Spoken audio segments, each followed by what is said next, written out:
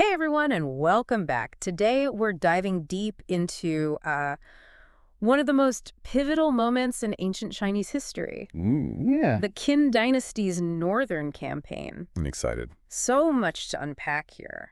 We'll explore the incredible story of General Meng Tian, his legendary confrontations with the Xiongnu people.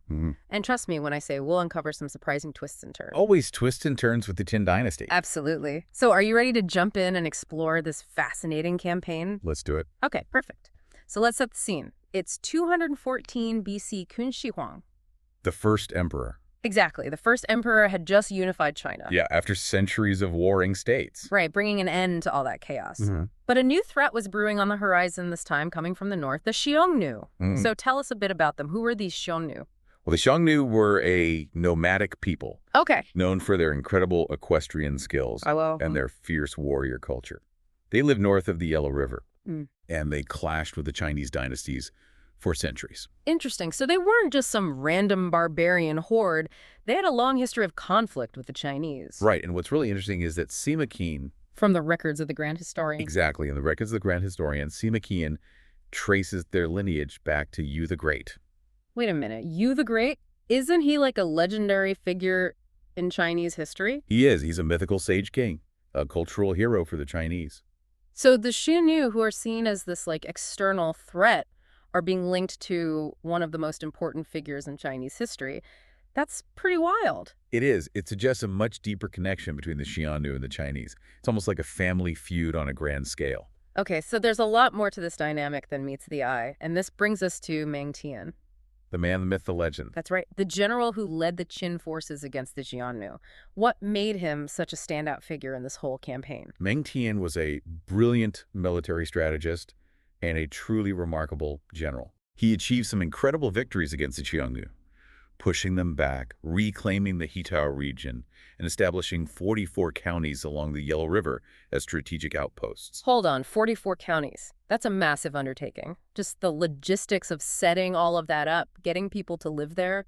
It was a huge effort and logistically very complex to populate these new territories. Yeah. The Qin Dynasty relocated criminals, Oh, wow. essentially using them to solidify control over the region. So it was a pretty brutal way of expanding their control. Yeah, it was a very harsh approach. Yeah, But it does demonstrate how determined they were to secure their northern border. absolutely. And speaking of securing the border, that leads us to Meng Tian's most famous achievement, the Great Wall. Ah, yes, one of the wonders of the ancient world. I mean, I've always wanted to see it in person. So did Meng Tian actually build the whole thing? Not exactly. He didn't build it from scratch, but what he did was connect pre-existing defensive walls Okay. into what we now know as the Great Wall. Yeah. It was a monumental task spanning from Lintao to Liaodong, Whoa, that's a huge distance. a distance of over 10,000 li. 10,000 li. I don't even know how far that is, but it sounds absolutely immense. What it is, it was thousands of kilometers of fortifications. Imagine the manpower and resources required for that. It's mind-boggling. And on top of that, he oversaw the construction of the Qin Straight Road. Ah, yes, the Straight Road. This was a highway. Highway connecting Juyuan to Yunyang and Shaanxi. Wait a minute. They had highways way back then. They did. And this one was engineered to be as straight as possible, even if it meant cutting through mountains and filling in valleys. Oh, wow. So they weren't messing around. It's a testament to their engineering skills, but also kind of scary when you think about the human cost. It is. It shows their focus on efficiency and control, connecting their vast empire, no matter the cost. Yeah, I can imagine building a straight road through that kind of terrain would have been unbelievably difficult and dangerous. Right, but it highlights their ambition, their drive to impose order on the world. It's like this massive display of power and control. Exactly. Now here's where things get interesting.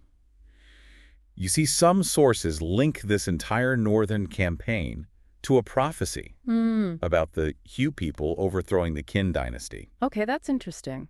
But when you actually look closely at the timelines, Yeah. things don't quite add up. What do you mean? Meng Tian's campaign was already well underway before this prophecy even appeared. So they were already fighting the Xiongnu before this prophecy about the Hu people came about. Exactly. Meng Tian's efforts spanned over a decade, Wow. while the prophecy only popped up about 6 years before his death. That's a pretty big discrepancy. It is. In fact, scholar Liang Yusheng Oh, yeah, I've read some of his work.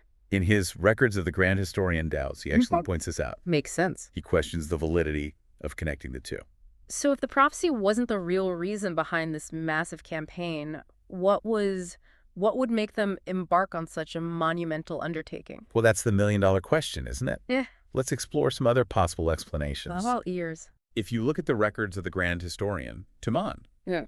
the Xiongnu chieftain was already retreating northward because of Meng Tian's advances before that whole prophecy thing surfaced. So Meng Tian was already pushing back the Xiongnu regardless of any prophecies. Exactly. Makes you wonder if the prophecy was more about politics than an actual prediction. That's a really interesting point, and there's more. A memorial written by Zhu Fuyan Oh, yeah. to Emperor Wu of Han much later mentions a decade-long campaign led by Meng Tian against the Xiongnu. A decade. Wow, this was clearly a major priority for the Qin Dynasty. Absolutely. It seems like the prophecy might have been used as a justification after the fact. Yeah, like a way to add legitimacy to a pre-existing plan. It's definitely possible. And it raises some interesting questions about how history is recorded and how narratives can be shaped to serve certain agendas. Okay, so are we saying that the Northern Campaign, all this incredible effort, the Great Wall, a straight road, might have been fueled by a fabricated prophecy? It's a strong possibility.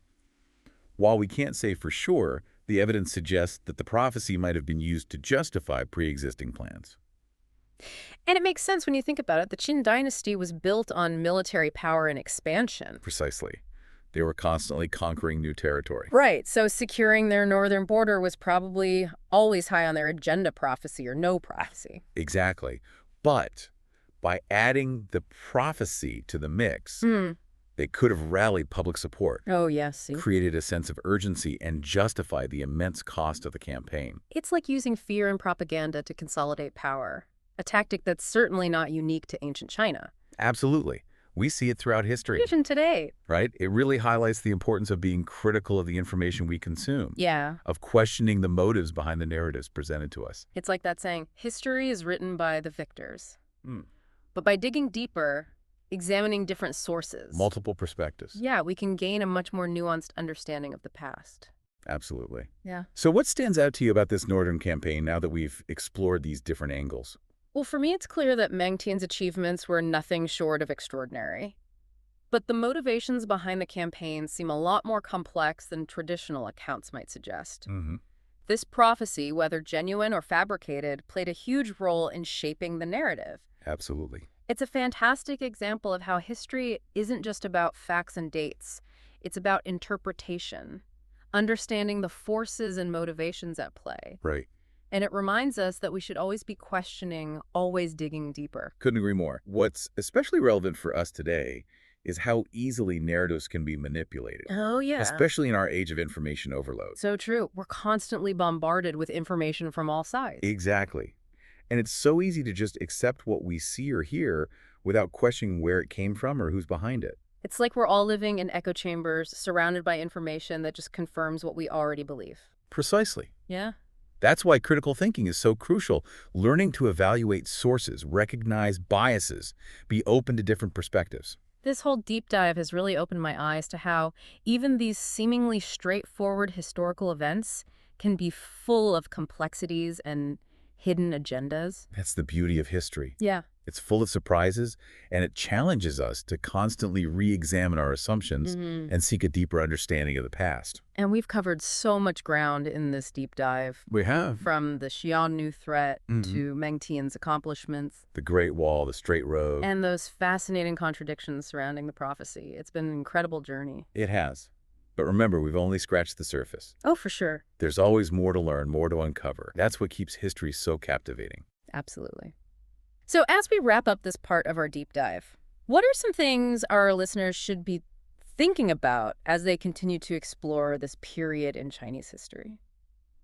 Yeah, it feels like we've stumbled onto a real historical mystery here. So as our listeners continue to explore this Northern campaign and this whole prophecy enigma, what are some key things they should keep in mind? Well, I think one crucial takeaway is that history is rarely black and white. Oh, for sure. What we might consider hard facts are often interpretations filtered through various lenses. The historian's perspective, the political climate of their time, even the availability of sources can all color how we see the past. It's true. It's like we're trying to put together a puzzle, but with some pieces missing. Exactly. We do our best to fill in the gaps. Right. But we have to acknowledge that our picture might be incomplete or even inaccurate. Absolutely. That's where critical thinking becomes so essential. We need to be aware of our own biases, consider different viewpoints, and be open to the possibility that our understanding of the past can change as new evidence emerges. We've covered so much in this deep dive. We have. From the just incredible scale of Meng Tian's achievements to the lingering questions surrounding the motivations behind the Northern Campaign. It seems like every answer just leads to more questions. It has been a pleasure exploring these sources with you. Likewise. And I hope our listeners have gained a deeper appreciation for history's intricate tapestry. Me too. And how the stories we tell about the past can be just as fascinating as the events themselves. Absolutely. Before we wrap up, I have one final question for you. Okay, shoot. Let's say, just for argument's sake, that this prophecy about the Hu people bringing down the Qin Dynasty was indeed fabricated. Okay. What do you think that tells us about the dynasty itself? That's a great question to ponder. Yeah. I think it speaks to the inherent fragility of power, even for an empire as seemingly invincible as the Qin. Interesting. They achieved military dominance.